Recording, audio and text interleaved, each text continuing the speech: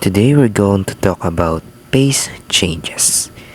So we all know we have three states of matter that's going to be solid, liquid, and gas. So that's the basic states of matter. So if we do apply the heat on a solid matter, let's say we have an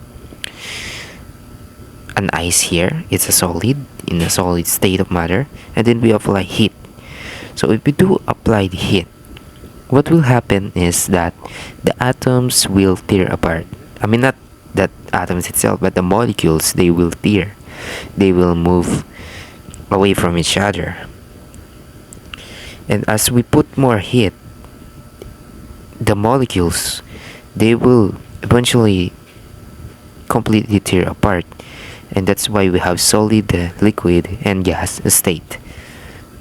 So let's go first into endothermic process. So solid, liquid, and gas, and if we're going to solid to liquid, solid gas, they have specific names. Let's say if we're going to solid to liquid, if we do put a heat, so we can go to that state, that's going to be called melting. And if we go to solid to gas, that's going to be called sublimation. So it's direct. It skips the liquid state and go into gas state. And now if we're going to liquid to gas, that's going to be what we call vaporization. So just imagine we put a heat on the liquid, on the boiling water. So that's going to move us to the next state of matter, that's going to be gas.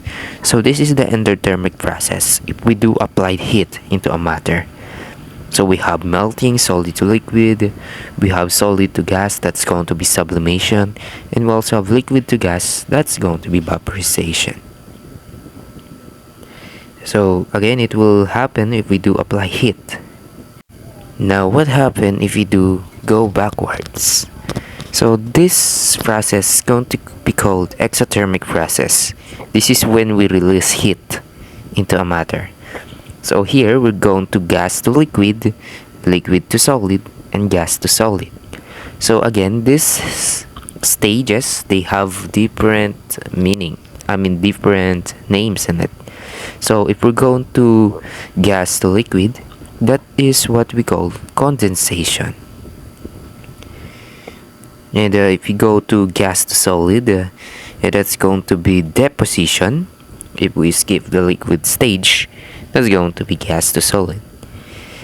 And now, if we're going to move to liquid to solid, imagine you're just putting liquid water into your freezer, and if you open that freezer for some time, and we will just see freeze or solid.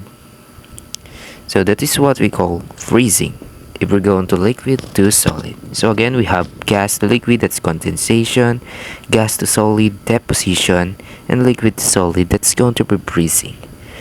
So that's it. That's the phase changes. We have endothermic process and we have exothermic process. So in this exothermic process, we release heat, but in endothermic process, we apply heat.